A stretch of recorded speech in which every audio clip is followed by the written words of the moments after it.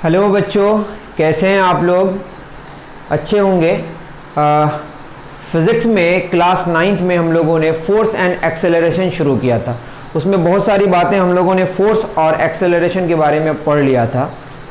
मेरी बात समझ आ रही है?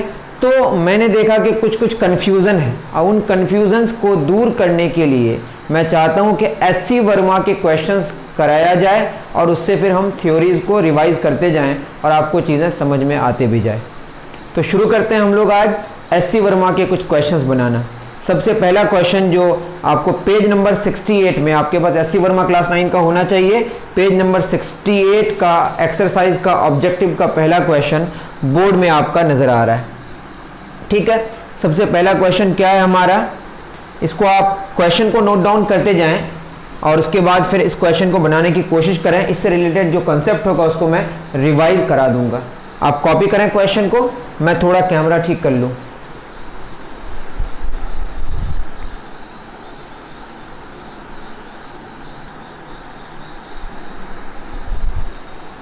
चलिए, सबसे पहला क्वेश्चन जो ऑब्जेक्टिव में गिवन है, क्वेश्चन आप पढ़िए बोर्ड से।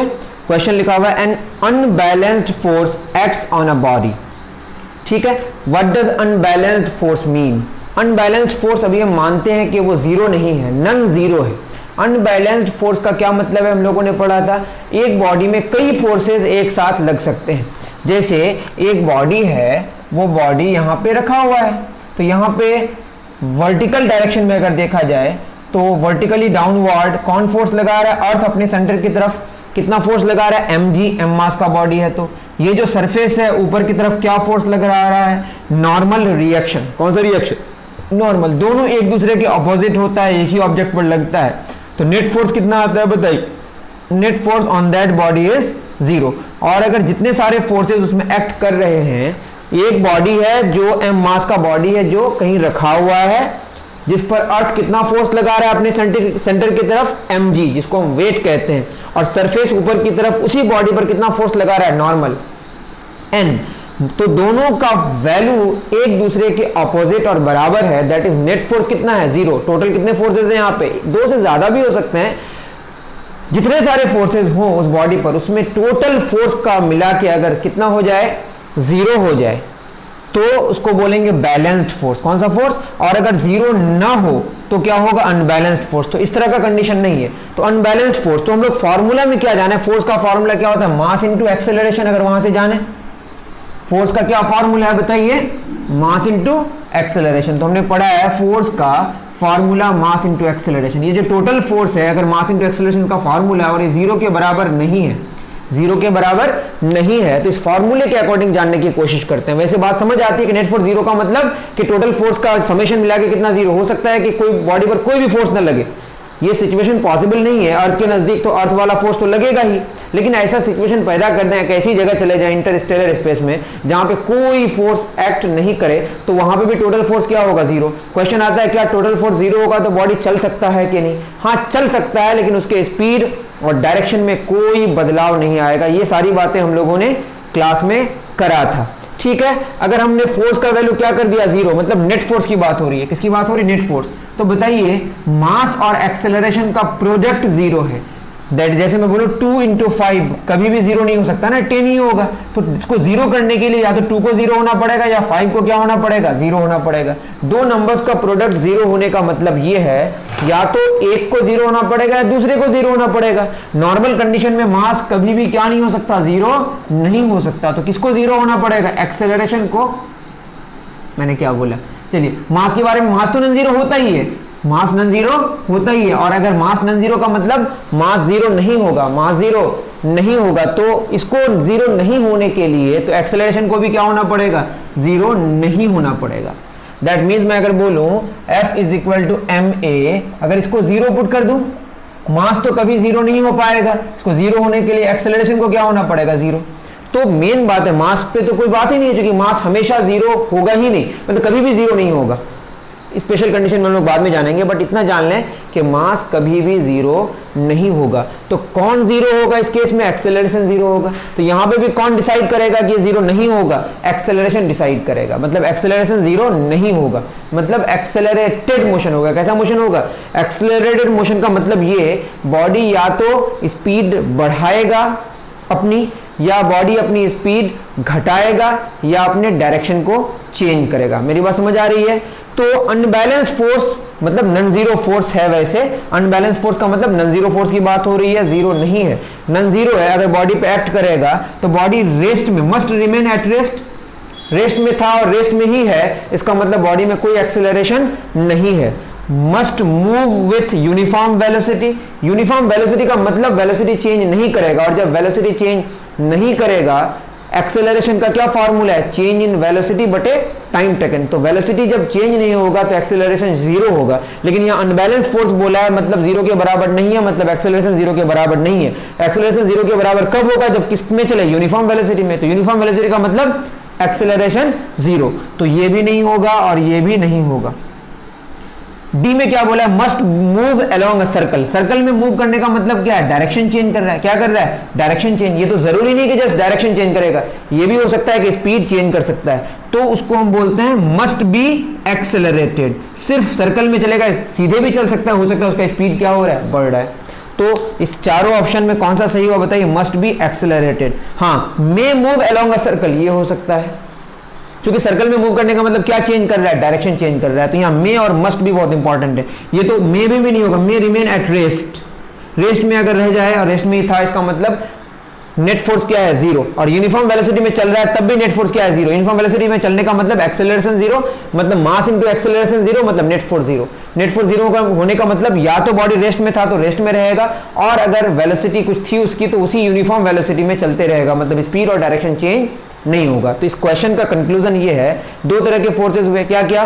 बैलेंस्ड फोर्स और अनबैलेंस्ड फोर्स। बहुत सारे फोर्सेस एक साथ एक्ट कर सकते हैं एक बॉडी में। टोटल फोर्स अगर जीरो हो जाए तो उस बोलेंगे बैलेंस्ड फोर्स, और बैलेंस्ड फोर्स होगा तो बॉडी रेस्ट में था तो रेस्ट में ही रहेगा, और मोशन में था तो यूनिफॉर्म मोशन में ही रहेगा, मतलब वेलोसिटी उसकी चेंज नहीं होगी, मतलब स्पीड और डायरेक्शन चेंज नहीं होगी।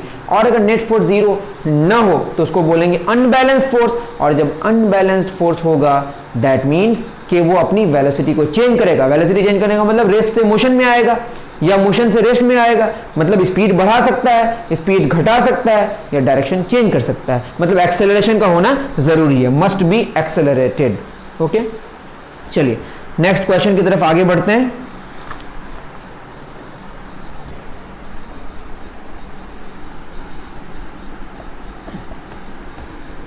आप अपना रिवीजन शुरू कर दें। सेकंड क्वेश्चन क्या है बताइए? सेकंड क्वेश्चन है, if a body is not accelerated, if a body is not accelerated, a no force acts on it।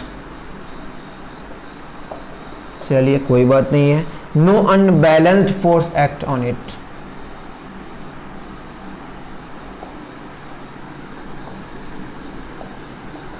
ठीक है। C, the resultant force is not zero।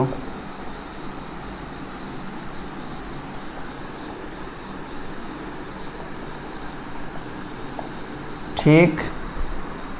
D, a single force acts on it।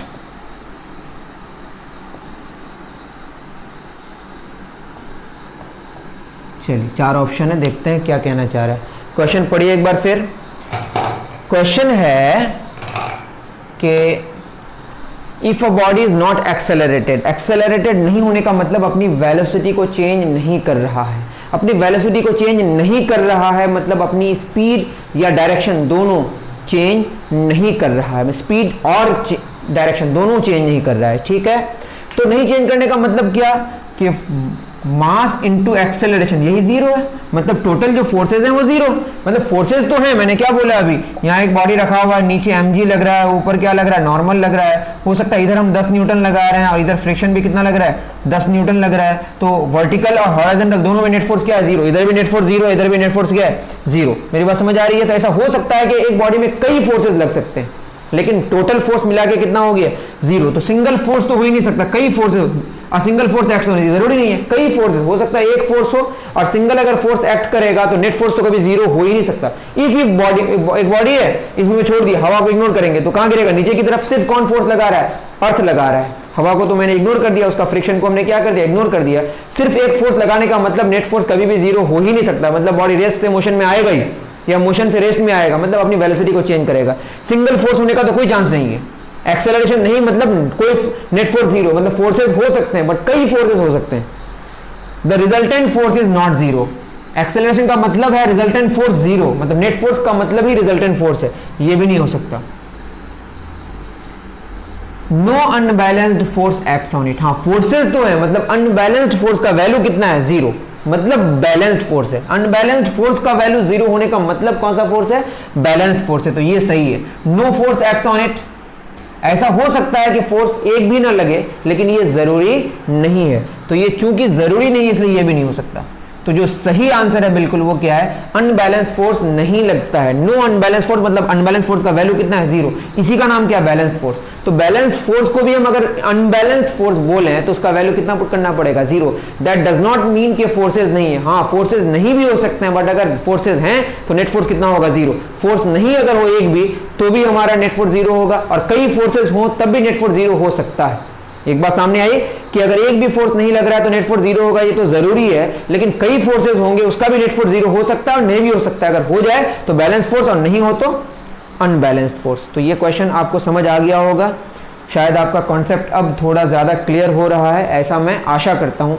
आप comment section में लिख के बताएं कि आपको समझ आ रहा है या नहीं आ रहा है। नहीं आ रहा है तो फिर हम इसको फर्दर और भी रेक्टिफाई करके पढ़ाने की कोशिश करूँगा कि मुझे कहाँ पे और सही से पढ़ाने की ज़रूरत है और कहाँ बेहतर पढ़ाने की ज़रूरत है, जिससे आप लोगों को और भी समझ आए। चलिए थर्ड क्वेश्चन में हम लोग आगे बढ़ते हैं। थर्ड क्वेश्चन है, if no force acts on a body. ये कहाँ हो सकता है, आप अर्थ के नजदीक रहेंगे तो हो ही नहीं सकता कि नो फोर्स हो। इंटरस्टेलर स्पेस में जाना पड़ेगा जहाँ पे ग्रेविटेशनल, मैग्नेटिक, वैसे पॉसिबल नहीं है, तब भी ऐसा माना जाता है कि स्पेस है जहाँ पे, एक ऐसी जगह है जहां पे जाने से कोई फोर्स न लगे, कोई एक भी फोर्स नहीं है, तो नेट फोर्स तो ऐसे भी 0 होगा, उसको बोलते हैं interstellar space. If no force acts on a body, acts on a body, it will get deshaped, it will get deshaped। B में क्या कहा है, मूव विथ इंक्रीजिंग स्पीड।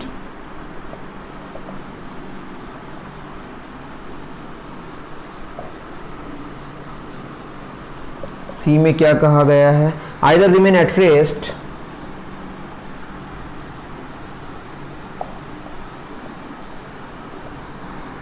और move in a straight line, और move in a straight line. Copy में आप इसको copy कर लें तो बेहतर होगा। D break. चलिए क्या क्या क्वेश्चन है, क्या क्या इसका ऑप्शन है। क्वेश्चन क्या है कि एक भी फोर्स नहीं लग रहा है, तो एक भी फोर्स नहीं लगने का मतलब क्या है, if no force acts on a body, तो नेट फोर्स भी क्या होगा 0 होगा। फोर्स का formula mass into acceleration. Acceleration का मतलब वेलोसिटी चेंज होगा, वेलोसिटी चेंज होने का मतलब या तो डायरेक्शन चेंज होगा या स्पीड चेंज होगा, और मास के बारे में डिस्कशन ही नहीं करना क्योंकि वो तो नॉन जीरो ही होता है। तो ठीक है, if no force acts on a body it will get deshaped. जब फोर्स ही नहीं लग रहा है तो शेप में भी कोई चेंज नहीं आएगा, ये तो हो ही नहीं सकता। मूव विथ इंक्रीजिंग स्पीड, तो स्पीड चेंज होने का मतलब वेलोसिटी चेंज होगा, और जब वेलोसिटी चेंज होगा तो एक्सेलरेशन होगा, एक्सेलरेशन होगा तो ये 0 होने का कोई चांस नहीं है, क्योंकि एक भी फोर्स नहीं तो नेट फोर्स को 0 होना पड़ेगा। बॉडी चल सकता है लेकिन बॉडी की स्पीड और डायरेक्शन में चेंज नहीं होगा, ये मैंने बार बार कहा है। अगर बॉडी में नेट फोर्स 0 हो, एक भी फोर्स नहीं है तो नेट फोर्स 0 है। वैसे भी अगर नेट फोर्स 0 होगा तो बॉडी चल सकता है लेकिन बॉडी की स्पीड और डायरेक्शन में चेंज नहीं आएगा। उसी का नाम तो इनर्शिया है, जिसकी वजह से उसमें चेंज नहीं आता है। उसके बदलाव लाने के लिए नेट फोर्स को नॉन जीरो करना पड़ता है। ठीक है, मैं इतनी बार कहूँगा कि आपको याद हो जाए, मैं कोशिश करता हूँ कि मैं ही बार बार पढ़ूँ। मूव विथ इंक्रीजिंग स्पीड हो ही नहीं सकता, वेलोसिटी चेंज नहीं हो सकता, स्पीड भी चेंज नहीं हो सकता। ब्रेक तो तोड़ने के लिए भी कहते हैं फोर्स से तो हो ही नहीं सकता। रेस्ट में था तो रेस्ट में ही रहेगा, मतलब स्पीड चेंज नहीं होगा, ऐसा हो सकता है। और मूव इन स्ट्रेट लाइन, हाँ स्ट्रेट लाइन में मूव करने का मतलब क्या है कि अपनी डायरेक्शन को चेंज नहीं कर रहा है और साथ में स्पीड भी चेंज नहीं करेगा। यहाँ पे और भी, लेकिन यहाँ तो ऐसा नहीं बोला है, मस्ट वगैरह नहीं लगा है, तो जरूरी है कि स्ट्रेट लाइन में मूव करेगा। स्ट्रेट लाइन में मूव करने का क्या मतलब है कि अपने डायरेक्शन को चेंज नहीं करेगा, और रेस्ट में अगर था तो रेस्ट में ही रहेगा, तो ये आपका आंसर होगा। नो फोर्स मतलब नेट फोर्स जीरो, फोर्स भी नहीं है, मतलब इसके लिए कहां जाना पड़ेगा, इंटरस्टेलर स्पेस। ये पॉसिबल ही नहीं कि अर्थ के नजदीक ऐसा हो, क्योंकि अर्थ के नजदीक ग्रेविटेशनल फोर्स तो वो एक्ट करेगा ही। तो नोट डाउन करें इसको। चलिए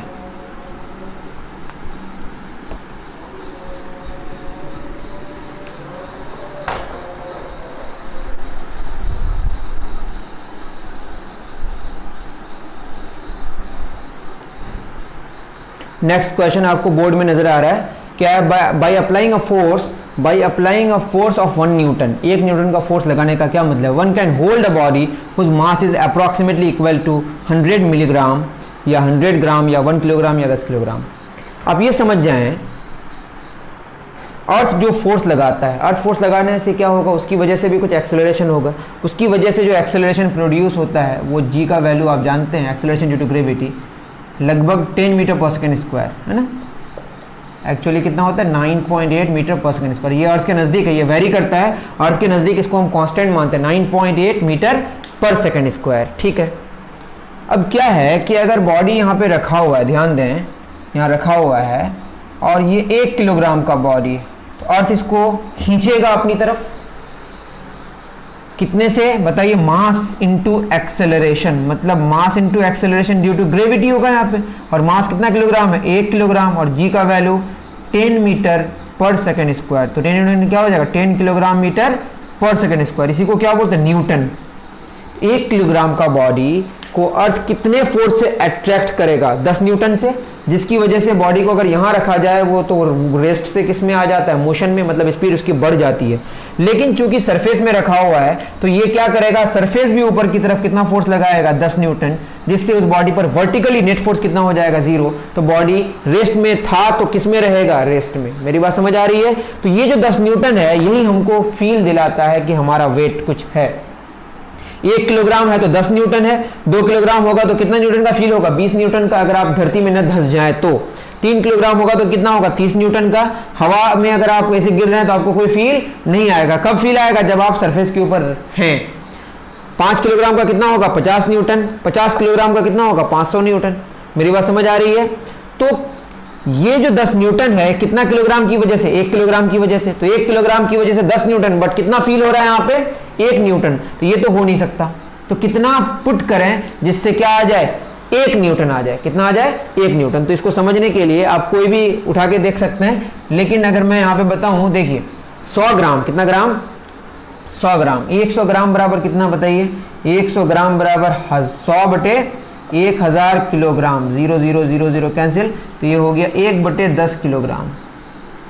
तो अगर मैं यहाँ पे बताऊं तो ये कितना किलोग्राम का 1/10 किलोग्राम का, तो अर्थ इसको अट्रैक्ट करेगा कितना से 1/10 किलोग्राम गुना 10 metre per second square, mass into acceleration due to gravity, 10 10 cancel, तो कितना आ गया 1 kilogram metre per second square, मतलब 1 न्यूटन। तो ये सरफेस भी ऊपर में कितना फोर्स लगाएगा 1 न्यूटन, तो यही 1 न्यूटन का फीलिंग मुझे आता है। दैट मीन्स कितना आंसर हुआ बताइए 100 ग्राम, कितना आंसर हुआ 100 ग्राम। मेरी बात समझ आ रही है। तो जितना आपका 100 ग्राम को किलोग्राम में कन्वर्ट कर दिए, उसको 10 से मल्टीप्लाई कर दिए, तो वही जो वेट होगा वही वेट हमारा क्या होगा, हमको ऊपर की तरफ एक फीलिंग दिलाएगा नॉर्मल वाला फोर्स, जिससे हमको पता चलेगा कि हम पर 1 Newton. By applying force of 1 newton का मतलब यही हुआ 100 ग्राम पर अर्थ कितना फोर्स लगा रहा है नीचे की तरफ। तो हम अगर इसको पकड़ के रखेंगे तो इसमें भी कितना फोर्स लगेगा, ये हाथ का सरफेस ऊपर की तरफ कितना फोर्स लगाएगा। अगर 1 न्यूटन अर्थ लगा रहा है नीचे की तरफ तो ऊपर की तरफ भी कितना लगेगा 1 न्यूटन। मेरी बात समझ आ रही है। तो 100 ग्राम पर अर्थ कितना फोर्स लगाएगा अपने सेंटर की तरफ 1 न्यूटन, और हम मेरा हाथ का जो सरफेस है वो भी ऊपर की तरफ कितना लगाएगा 1 न्यूटन। समझ आ रहा होगा आपको। नेक्स्ट क्वेश्चन की तरफ हम लोग आगे बढ़ते हैं।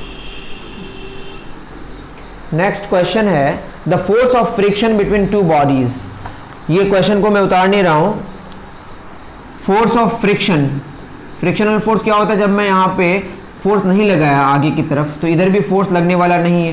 ये बॉडी रेस्ट में था और किस में है, रेस्ट में है। दैट मीन्स मैंने कितना फोर्स लगाया 0 न्यूटन, तो इधर भी कितना लगा 0 न्यूटन। अगर ऐसा नहीं होता तो क्या होता, मैं फोर्स लगा रहा हूँ 0 न्यूटन और ये अगर लगा दे अपने से फोर्स, अपने आप फ्रिक्शन आ जाए 10 न्यूटन, तो क्या हो जाएगा, बॉडी रेस्ट से पीछे की तरफ किस में आ जाएगा, मोशन में।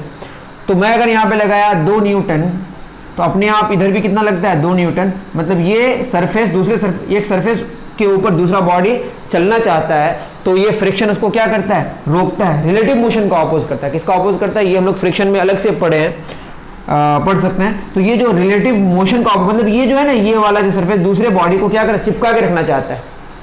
क्योंकि मैंने इसमें 2 न्यूटन लगाया, अभी ये रेस्ट में, इसका मतलब पीछे भी कितना लग रहा है 2 न्यूटन। तो ये सरफेसेस के पैरेलल लगता है, सरफेसेस के क्या लगता है, और जो नॉर्मल फोर्स लगता है उसको नॉर्मल रिएक्शन। 2 तरह के कॉन्टैक्ट फोर्स होगा, क्या क्या, एक सरफेसेस के पैरेलल और एक सरफेस के नॉर्मल। सरफेस के नॉर्मल को क्या बोलते हैं, नॉर्मल रिएक्शन, और सरफेसेस के पैरेलल जो रिलेटिव मोशन का अपोज करता है उसको हम क्या बोलते हैं, फ्रिक्शन। तो फ्रिक्शन सरफेसेस के किस में लगता है, पैरेलल में। क्वेश्चन क्या है बताइए, the force of friction between 2 bodies is parallel to the contact surface. यही है, perpendicular to the contact surface होने से क्या हो जाएगा, नॉर्मल रिएक्शन। चलिए मैं क्वेश्चन लिखा दे रहा हूं, जो पैरेलल लगता है उसको क्या बोलते हैं, force of friction. Question number 5, force of friction between 2 bodies is, between 2 bodies is, number A, parallel to the contact surface, B, perpendicular to the contact surface, C, inclined at 30 degree to the contact surface। ये गलत है बिल्कुल, कोई incline नहीं होता है, जो surface होगा उसी के पैरेलल रहेगा। ऐसा भी हो सकता है सरफेस, तो इस सरफेस इधर अगर फोर्स लगा रहा है तो इधर फ्रिक्शन लगेगा, ठीक है ना, जस्ट उसके पैरेलल कॉन्टैक्ट सरफेस का। डी में बोला inclined at 60 degree to the contact surface. तो क्या आंसर होगा बताइए, parallel to the contact surface. तो जो कॉन्टैक्ट फोर्स है, कॉन्टैक्ट फोर्स में जो पैरेलल वाला कॉन्टैक्ट फोर्स है उसको क्या बोलते हैं, फ्रिक्शन, और परपेंडिकुलर वाले को क्या बोलते हैं, नॉर्मल रिएक्शन। तो आप याद रखें कॉन्टैक्ट फोर्स की 2 किस्में हो गई, क्या क्या, नॉर्मल रिएक्शन और फ्रिक्शन। और फ्रिक्शन तब एक्टिवेट होता है जब उसमें आप एक्सटर्नल फोर्स लगाते हैं, अप्लाई करते हैं फोर्स, तो वो उसके रिलेटिव मोशन का क्या करता है, अपोज करता है। लेकिन जरूरी जो लगेगा, अगर सरफेस के ऊपर रखा हुआ है कोई बॉडी, तो नॉर्मल रिएक्शन का लगना जरूरी है। Normal reaction necessary contact force है, but friction necessary contact force नहीं है, वो तब एक्टिवेट होता है जब बाहर से आप फोर्स लगाते हैं पैरेलल में। चलिए बात आपको समझ आ जाएगी धीरे धीरे। नेक्स्ट क्वेश्चन है, इसको उतार लें।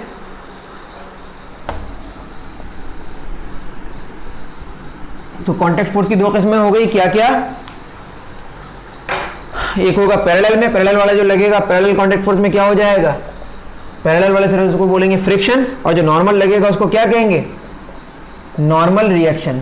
अ कॉइन, क्वेश्चन है, एक कॉइन है, सिक्का है, flicked across a table stops because no force acts on it.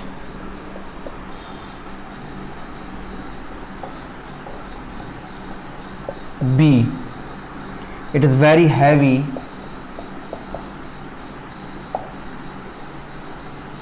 C, the table exerts a frictional force. The table exerts a frictional force on it. D, the earth attracts it.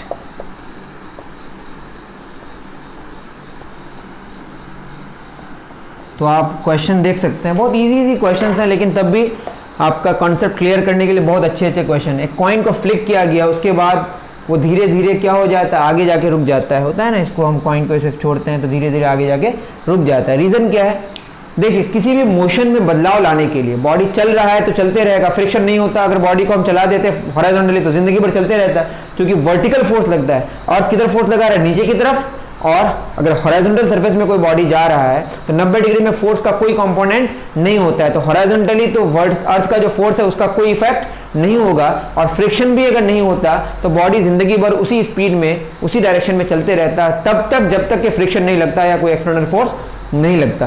तो उसके coin को रोकने के लिए यहाँ पे कौन, the earth attracts, इससे कोई मतलब ही नहीं है क्योंकि हॉरिजॉन्टल सरफेस में जा रहा है, ये हो ही नहीं सकता, कोई फोर्स एक्ट नहीं हो रहा है, ये भी गलत बात है, अर्थ तो लगा रहा है force, it is very heavy, ये तो बहुत अनसाइंटिफिक बात है। तो किसकी वजह से रुकता है बताइए, the table exerts a frictional force on it, अगर ये फ्रिक्शन नहीं होता तो जिंदगी भर वो फ्लिक करके आगे चलते ही जाता और कभी भी रुकता नहीं, उसी स्पीड और उसी डायरेक्शन में चलते रहता। तो बॉडी में यह बात समझ आ गई, नेट फोर्स अगर जीरो हो जाए तो बॉडी उसी डायरेक्शन में उतनी ही स्पीड में जिंदगी भर चलते रहेगा। तो क्वेश्चन पहले बहुत इंपॉर्टेंट क्वेश्चन है कि बॉडी में अगर नेट फोर्स जीरो हो जाए तो क्या बॉडी नहीं चलेगा, हाँ नहीं चल रहा था तो नहीं चलेगा, और चल रहा था तो उसी स्पीड और उसी डायरेक्शन में चलते रहेगा। वही तो हमारा न्यूटन की लॉज बताता है, और तो कोई बड़ी बात है नहीं इसमें। धीरे धीरे अच्छे अच्छे क्वेश्चंस आएंगे, आप एकदम अच्छे से इसको कॉपी करते जाएं। Question number 7, the speed of a freely falling body, the speed of a, freely तो नहीं बोला है, फॉलिंग बॉडी, हम अभी अर्थ के हवा को इग्नोर करके बात करें, ठीक है ना, अर्थ के हवा body increases continuously, increases continuously, this is because इसका रीजन क्या है, no force acts on it,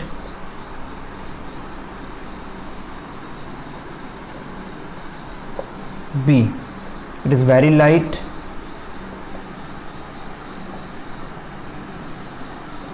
C the air exerts a frictional force on it,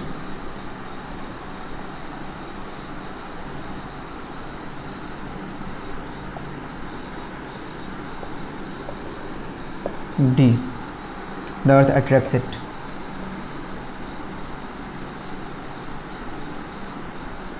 वैसे क्वेश्चन इजी है लेकिन इसमें कुछ डिस्कशन करना है। देखिए हम लोग हवा को इग्नोर करके बात करें, लेकिन क्वेश्चन में हवा के बारे में डिस्कशन कर दिया है। The speed of falling body, ऐसे छोड़ते हैं तो क्या होता है, रेस्ट में है अभी, उसके बाद अपने आप इसकी स्पीड क्या होने लगती है, बढ़ने लगती है। बढ़ने लगने का मतलब ये है कि अर्थ उसको किधर फोर्स लगा रहा है, नीचे की तरफ। अर्थ मान लेते हैं इस बॉडी पर 10 न्यूटन का फोर्स लगाया, और हवा भी तो उसको क्या करेगा, रोकने की कोशिश करेगा, बट हवा फोर्स लगा रहा है मान लेते हैं 1 न्यूटन, वैसे उससे भी कम लगाता है, बहुत कम फोर्स लगाता है अर्थ, लेकिन इसका भी इफेक्ट है, अर्थ नहीं सॉरी हवा की वजह से जो फ्रिक्शन होती है वो अर्थ के अट्रैक्शन की वजह से जो फोर्स है उससे बहुत कम है। मेरी बात समझ आ रही है? तो अर्थ नीचे फोर्स लगा रहा है और हवा फ्रिक्शन की वजह से किधर लगा रहा है, ऊपर की तरफ। लेकिन ज्यादा कौन लगाता है, ज्यादा अर्थ लगाता है, जिसकी वजह से कौन सा फोर्स डोमिनेट करेगा, अर्थ जो अट्रैक्ट करेगा। तो नेट फोर्स किधर होगा, नीचे। नीचे नेट फोर्स का मतलब बॉडी नीचे जा रहा है तो स्पीड क्या होगा, बढ़ेगा। याद रहे जिस डायरेक्शन में बॉडी जा रहा है और उसी डायरेक्शन में अगर हम बात करें, जिस डायरेक्शन में बॉडी जा रहा है उसी डायरेक्शन में नेट फोर्स लग रहा है तो बॉडी की स्पीड क्या होगी, बढ़ेगी। मैं इसको छोड़ दिया नीचे की तरफ, हवा को भी इग्नोर करें, तो नीचे की तरफ फोर्स लग रहा है, बॉडी जा भी किधर रहा है, नीचे की तरफ, दैट मींस स्पीड बढ़ेगा। मैं बॉडी को नीचे से ऊपर की तरफ फेंका, दैट मींस अर्थ किधर फोर्स लगा रहा है, नीचे, बॉडी किधर जा रहा है, स्पीड घटते घटते लास्ट में क्या हो जाएगा, जीरो। तो ख्याल में रहे जिधर बॉडी जा रहा है, जिधर मोशन है, उधर ही अगर नेट फोर्स होगा तो स्पीड बढ़ेगा, और जिधर मोशन है, जिधर बॉडी जा रहा है उसके ऑपोजिट डायरेक्शन में अगर नेट फोर्स लग रहा है तो बॉडी की स्पीड घटेगी। तो बॉडी की स्पीड घटने का रीजन क्या बताइए, द अर्थ अट्रैक्ट्स इट। हवा भी लगा रहा है but it is very light, बहुत ही अनसाइंटिफिक बात है, no force acts on it, तो हो ही नहीं सकता, ये भी नहीं होगा। तो क्या होगा, the earth attracts it. Simple सी बात है, इसको नोट डाउन करें। नेक्स्ट क्वेश्चन की तरफ हम लोग आगे बढ़ेंगे फिर।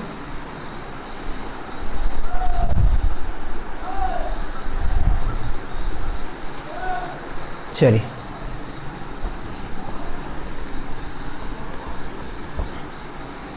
नेक्स्ट क्या क्वेश्चन है, which of the following has the largest inertia. ये आप खुद बनाए, which of the following has the largest inertia. Question लिखे, a pin, an ink pot, your physics book, your body. सबसे ज्यादा उसका ज्यादा इनर्शिया होगा, इसका मास ज्यादा होगा। More mass more inertia, less mass less inertia.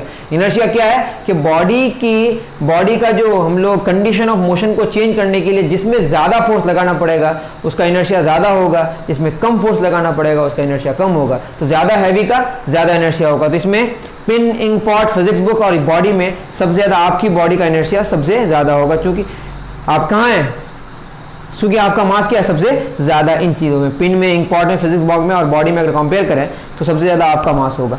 उसके बाद क्वेश्चन है, when a bus starts suddenly the passengers standing on it lean backwards in the bus. This is an example of Newton's first law, Newton second law, Newton third law, none of the Newton's law. तो question है चलिए लिख दे रहा हूँ, when a bus starts suddenly, the passengers, इसमें मुझे कुछ और थ्योरी के बारे में बताना है इसलिए मैं नोट डाउन कर रहा हूँ इसको। द स्टैंडिंग ऑन इट, ठीक से लिखिएगा, मैं बहुत बेकार लिख रहा हूँ। लीन बैकवर्ड्स, किधर चला जाता है बताइए? Lean backwards in the bus. This is an example of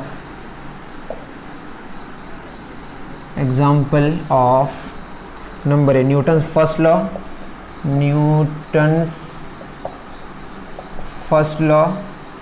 Newton's second law, Newton's third law, none. ठीक से उतारिएगा, मैं बहुत ही गंदा लिखा हूँ। चलिए मुझे डिस्कशन इस पे करना है कि होता क्या है कि जब आप बस पे हैं तो बस रेस्ट में है, ग्राउंड के रिस्पेक्ट में, आप भी किस में है? रेस्ट में। बस ने अचानक अपनी गाड़ी स्टार्ट किया, मतलब बस ने नहीं, ड्राइवर ने स्टार्ट किया बस को। उसके बाद बस क्या हुआ ना, रेस्ट से मोशन में आ गया, मतलब एक्सेलरेशन हुआ।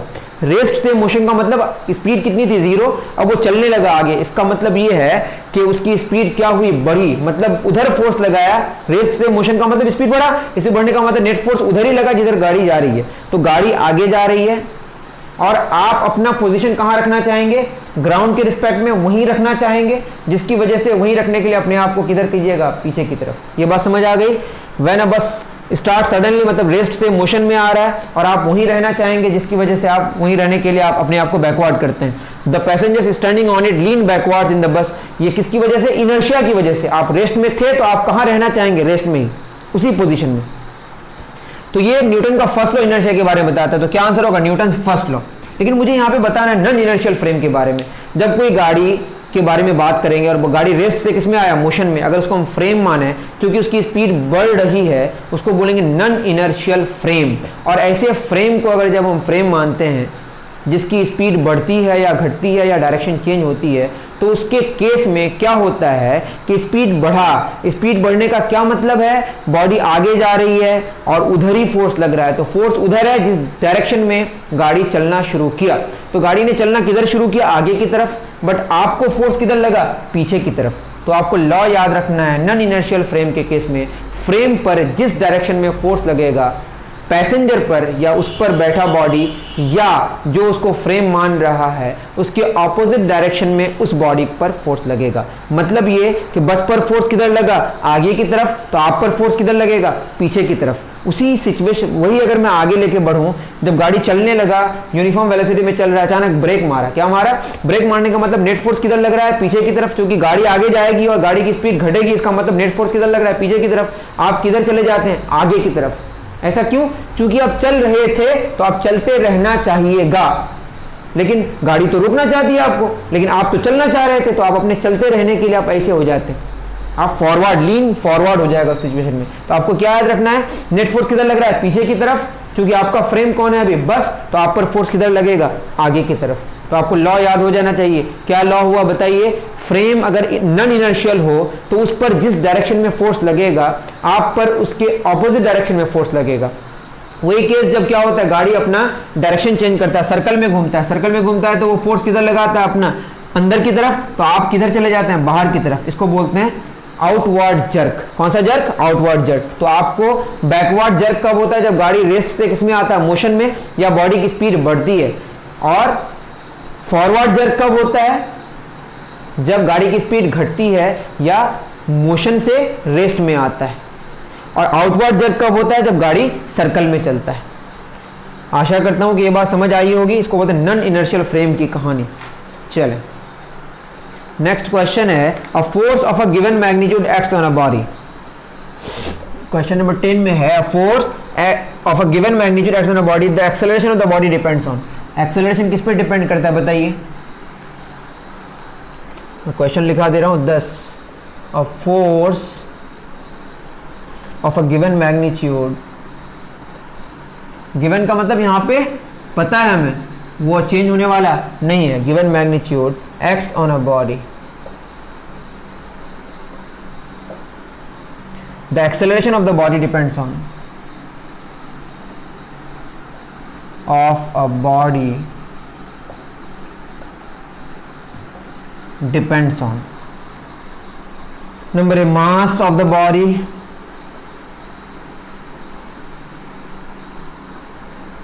volume of the body. Number C, density of the body, shape of the body. ठीक है, अब आप ध्यान दें कि एक्सेलरेशन का फॉर्मूला क्या है. फोर्स का फॉर्मूला मास इनटू एक्सेलरेशन. तो एक्सेलरेशन का क्या फॉर्मूला होगा? फोर्स ओवर मास. यहाँ पे अगर हम फोर्स को क्या कर दिए, कांस्टेंट गिवन फोर्स है, दैट मीन्स फोर्स हम चेंज नहीं कर रहे हैं. ये अगर चेंज नहीं करेंगे तो एक्सेलरेशन किसका प्रोपोर्शनल हो जाएगा? 1 ओवर मास का. मतलब मास जिसका जितना ज़्यादा होगा उसका एक्सेलरेशन उतना ही कम होगा. वही केस होता है ना कि जब आप अर्थ और स्पेन की बात करें तो ये मार्कर और अर्थ के बीच क्या लगता है? Gravitational force. लेकिन आप ये जानते होंगे ना कि अर्थ के नज़दीक ये कलम चली जाती है लेकिन अर्थ के नज़दीक, अर्थ कलम के नज़दीक नहीं आती है. क्यों? ऐसे तो जानते हैं कि every action has its equal but opposite reaction. जितना एक्शन होगा उतना रिएक्शन होगा, सेम इंस्टेंट में होगा. जितना फोर्स अर्थ लगाएगा पेन पर उतना ही फोर्स पेन भी किस पर लगाएगा? अर्थ पर. फोर्स का मैग्नीट्यूड तो सेम है लेकिन मास तो अलग अलग है ना. फोर्स का फॉर्मूला मास इनटू एक्सेलरेशन, तो एक्सेलरेशन उसका ज्यादा होगा जिसका मास कम होगा. तो इस मार्कर का क्या है? मास कम है, जिसकी वजह से एक्सेलरेशन प्रोड्यूस किस पे ज्यादा होता है? मार्कर पर. 9.8 मीटर पर सेकंड स्क्वायर. वहीं पे चूंकि अर्थ का मास बहुत बहुत ज्यादा है तो एक्सेलरेशन क्या है? बहुत बहुत कम है. तो ज्यादा मास होगा तो कम एक्सेलरेशन होगा, कम वेलोसिटी में चेंज होगा. कम मास होगा तो ज्यादा एक्सेलरेशन होगा, ज्यादा वेलोसिटी में चेंज होगा. डिपेंड सिर्फ करता है मास पर, वॉल्यूम पर, डेंसिटी पर, शेप पर नहीं करता है. समझ आ रहा होगा? एक क्वेश्चन तो हम लोग जस्ट आज जो पढ़ने जा रहे हैं, आज ऑब्जेक्टिव सारे क्वेश्चंस को हम लोग हल करेंगे. ठीक है ना. क्वेश्चन नंबर 10 तक हो गया. अब जल्दी जल्दी करेंगे, थोड़ा टाइम ज़्यादा हो रहा है. 11 में क्या बोला? If a constant force, if a constant force acts on a body initially kept at rest,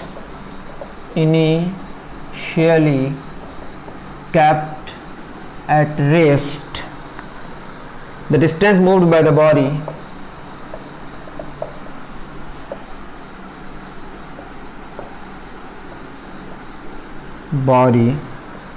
in time t is proportional to, in time t is proportional to number A t, number B t square, number C t cube, number D t पे power 4. Constant force का मतलब acceleration भी क्या? Constant. मास को हम लोग तो constant मानते ही हैं. एक कांस्टेंट फोर्स लग रहा है किसी बॉडी पर, शुरू में रेस्ट में, मतलब इनिशियल वेलोसिटी कितनी है बताइए? 0. इनिशियली उसकी वेलोसिटी 0 मतलब स्टार्टिंग फ्रॉम रेस्ट. तो u का वैल्यू क्या हो गया बताइए? 0. सिंपल सी बात है. यहाँ पे डिस्टेंस डिस्प्लेसमेंट देखिए, टाइम मतलब यहाँ टाइम इंटरवल की बात हो रही है. इन लगा एट लगाने से इंस्टेंट होता है. डिस्टेंस का मतलब डिस्प्लेसमेंट स्ट्रेट लाइन में मान लेंगे बाय डिफॉल्ट अभी आप छोटे क्लास में. तो क्या होगा? s बराबर क्या फॉर्मूला होता है? ut plus half A T square. इसमें ख्याल रहे कि s डिस्प्लेसमेंट है लेकिन यह डिस्टेंस और डिस्प्लेसमेंट दोनों सेम है चूंकि स्ट्रेट लाइन पाथ है. और ut s ये t टाइम मतलब टाइम इंटरवल, s बराबर ut तो 0 हो गया plus half A T square. अब बताइए फॉर्मूला क्या आ गया? s बराबर हाफ ए टी स्क्वायर. चूंकि फोर्स कांस्टेंट है और फोर्स का फॉर्मूला क्या होता है? Mass into acceleration. अगर फोर्स कांस्टेंट होगा और मास चेंज नहीं हो सकता तो मास इनटू एक्सेलरेशन भी क्या होना पड़ेगा? कांस्टेंट. मतलब एक्सेलरेशन को क्या होना पड़ेगा? Constant. Force constant, mass constant, तो एक्सेलरेशन को भी क्या होना पड़ेगा? कांस्टेंट. मतलब ये कि हाफ ए ये पूरा का पूरा क्या है? कांस्टेंट. एस बराबर क्या होगा? के टी स्क्वायर. मतलब एस बराबर के टी स्क्वायर. तो एस प्रोपोर्शनल किसका हो गया? T square. मतलब एस और टी स्क्वायर का जो रेशियो है वो कांस्टेंट रहेगा. मतलब क्या आंसर होगा? T square. अच्छा क्वेश्चन है, इसको नोट डाउन करें. फिर मैं कह रहा हूँ इनिशियली रेस्ट से शुरू हो रहा है, मतलब u बराबर 0, एस बराबर ut plus half A T square. चूंकि फोर्स कांस्टेंट है तो एक्सेलरेशन कांस्टेंट होगा. तो एस बराबर half A T square, acceleration constant 2 constant, A बटे 2 कांस्टेंट. मतलब एस और टी स्क्वायर का रेशियो कांस्टेंट, मतलब एस प्रोपोर्शनल क्या हो गया? T square. अगर मैं बहुत जल्दी बोल रहा हूँ तो अपना स्लो करके देख लें. Question number 12, the momentum of a body of a given mass is proportional to.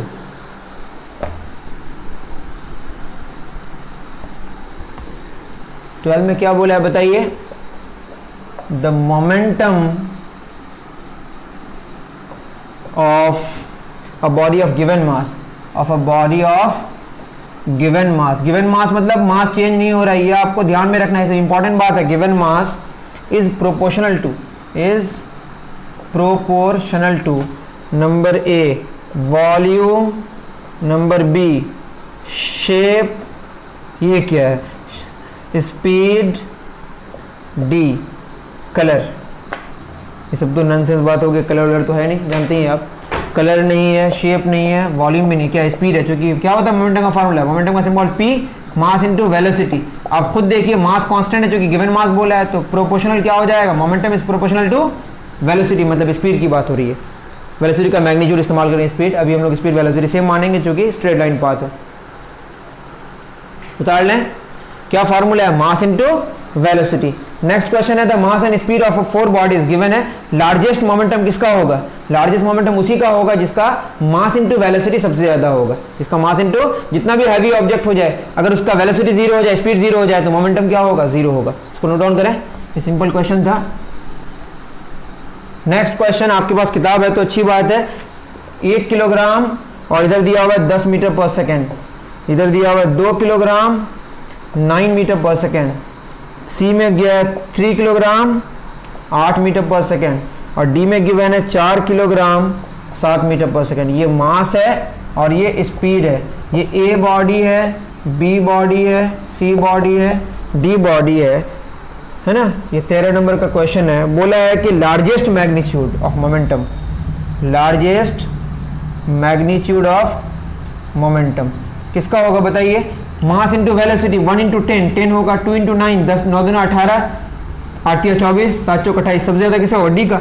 इस क्वेश्चन को खुद कर ले, सबसे ज्यादा मोमेंटम किसका होगा, डी का होगा, टिक मार दीजिए डी का। मेरी बात समझ आ रही है। नेक्स्ट क्वेश्चन है the principle of conservation of linear momentum states that linear momentum of a system can not be changed, can not remain constant, can be changed only if internal force act, can be changed only if external forces act. हम लोगों ने पढ़ा था कि external force की बात किया था। किसकी बात किया था, इंटरनल फोर्स मतलब क्या, ए बी पर लगा रहा है, बी ए पर लगा रहा है, दोनों अगर एक ही सिस्टम है मिलके तो क्या हो गए, इंटरनल फोर्सेज। एक्सटर्नल फोर्स जब तक नहीं लगेगा तब तक बॉडी के वेलोसिटी या मोमेंटम में कोई चेंज नहीं आ सकता। मेरी बात समझ आ रही है। और action reaction pair, question number 15 में क्या बोला है, एक्शन रिएक्शन पेयर के बारे में। किसके बारे में बताइए, एक्शन रिएक्शन पेयर आपको याद होगा, कौन पहले लगता है। हम लोगों ने क्या पढ़ा था थर्ड लॉ ऑफ मोशन में, every action has its equal but opposite reaction. जब एक्शन होता है तो ही क्या होता है, रिएक्शन होता है। इसका ख्याल आप रखें। एक्शन रिएक्शन पेयर में भूल मत जाएं, ये हमेशा आप लोग भूलते हैं। एक्शन रिएक्शन पेयर की अगर बात करें, question number 15, action reaction pair मतलब एक्शन रिएक्शन फोर्सेज, यहाँ लिखा हुआ है forces. Number A, acts on the same body. Number B, acts on different bodies. Number C, acts along different lines.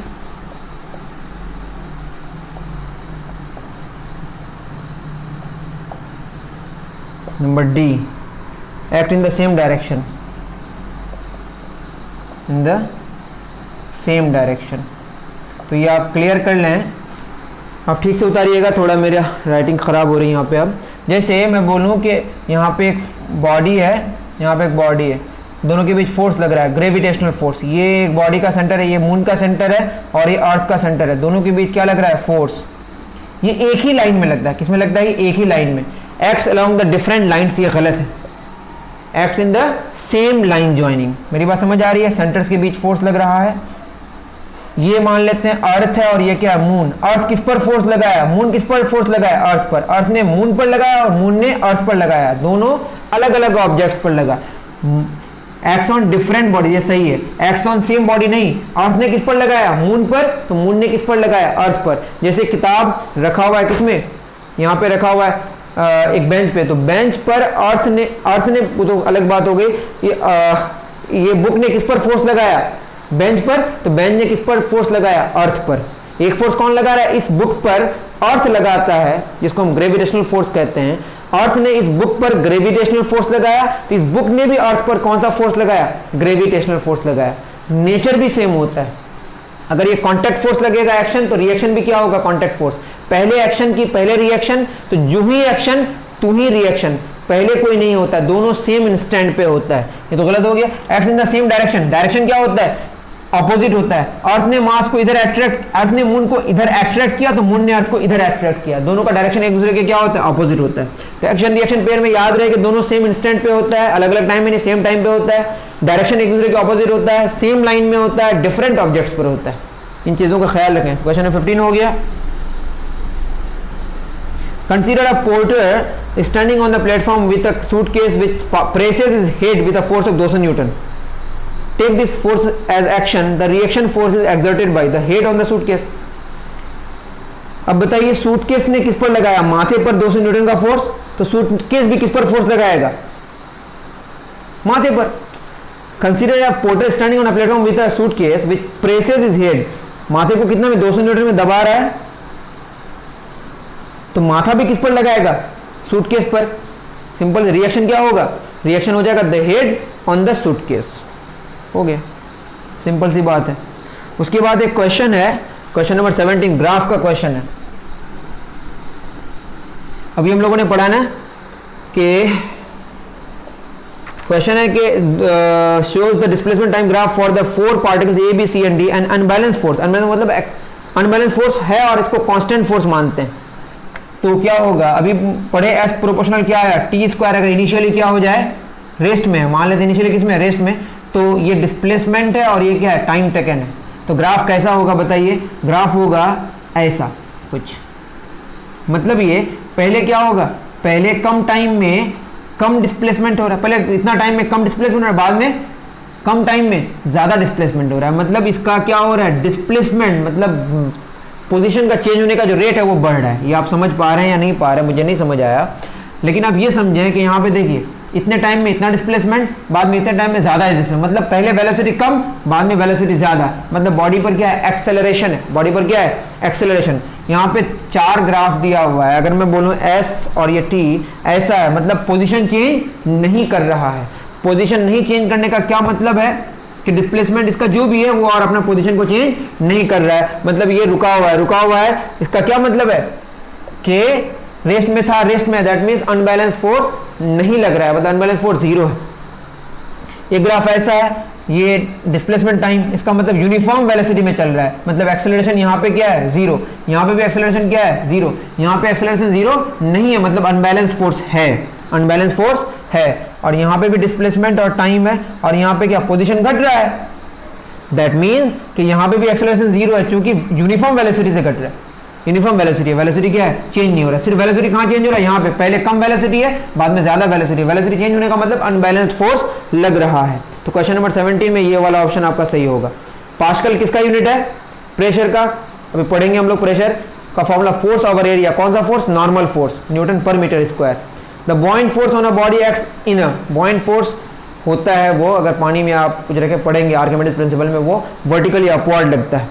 A body floats in a liquid if the buoyant force is 0, greater than its weight, less than its weight, equal to its weight. Answer होगा equals to its wait.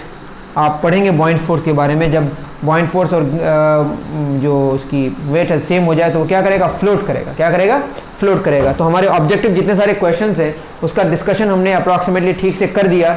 आपको तब भी कोई परेशानी है तो आप comment section में लिख सकते हैं। फिर नेक्स्ट लेक्चर में एस.सी. वर्मा के और भी जो क्वेश्चंस हैं, कुछ न्यूमेरिकल बेस्ड क्वेश्चन है, उसको करेंगे। अभी के लिए इतना ही, दीजिए इजाज़त। Thank you very much.